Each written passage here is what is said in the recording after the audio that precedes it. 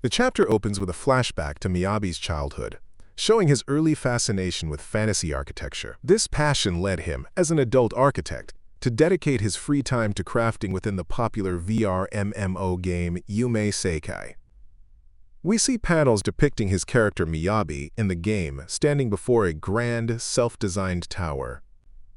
This tower, named Tsukuyomi no 2, Moon Reading Tower, has become a famous lover's nest, a go-to spot for couples in the game, leading to numerous in-game proposals and marriages. Miyabi reflects on this with a mix of pride and amusement, noting how he's become a sort of Cupid of Love, even as he himself is a corporate slave in real life. He enjoys making people happy through his creations. One day, while in Yume Sekai, Miyabi receives a new mail notification. It's not another wedding report, but a guide to special world from admin. The message praises his wonderful architecture for helping many people learn about love, and, as a token of appreciation, offers to take him to a special world.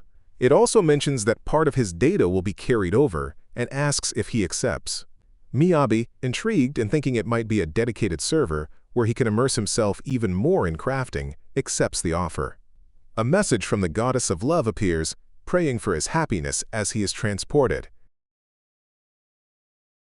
Miyabi suddenly finds himself in a lush, real-looking forest. He's initially disoriented, wondering if he was knocked out or if it's just a weird server change.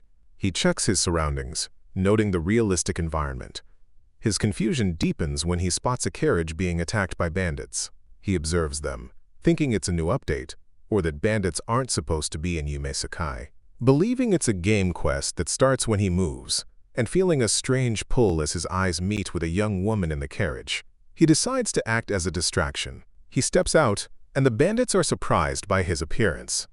The young woman, Liz, takes this opportunity to cast a spell, Stone Bullet, launching rocks at the attackers. One of these stones hits Miyabi, and he cries out in genuine pain, a sensation he shouldn't feel in a game. This is his first major realization that something is fundamentally different.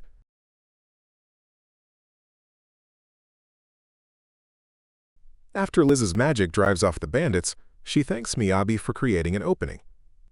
She introduces herself and her companion, an unconscious cat-eared girl named Lim, who was injured. Miyabi, still trying to process the pain and the situation, introduces himself. Liz, assessing Miyabi's attire, his Windwolf jacket and Windwolf pants, which are good-looking but not typical adventurer gear, asks if he's an adventurer. Miyabi, still somewhat dazed, replies he's just a civilian. Liz finds this odd, given his appearance, and mentions she is heading to a town called Angelum and offers to guide him there as an apology for him getting caught up in the fight, if he's going the same way. When Liz steps away to check on Lim, Miyabi takes a moment to fully grasp his situation. He tries to access his game menu or remove his VR headset, but finds he can't. He recalls the email from the goddess of love and the offer to a special world. The realization hits him, this is the real world. He confirms that his game data, including his inventory and crafting abilities, seems to have come with him. He tests this by gathering some small branches and rocks. He then focuses his mind, and the crafting interface appears in his thoughts, different from the window display in Yume Sekai, but familiar. He successfully crafts a wooden shovel, then a stone axe, just by thinking about the recipe and materials. The process is even more convenient than in the game. He's overjoyed, realizing his dream of crafting and building in a fantasy setting, living in a house he builds himself, and enjoying a slow life is now possible. His enhanced harvesting efficiency and automatic harvesting skills from the game also seem to have carried over. Miyabi then rejoins Liz, proudly holding his newly crafted stone axe and sporting a huge, excited grin. Liz is visibly startled and a bit scared by his sudden reappearance with a weapon, especially since he was empty-handed just moments before, and by his overly enthusiastic demeanor. When Miyabi explains he crafted the axe from materials he just picked up, Liz deduces he must be a crafter.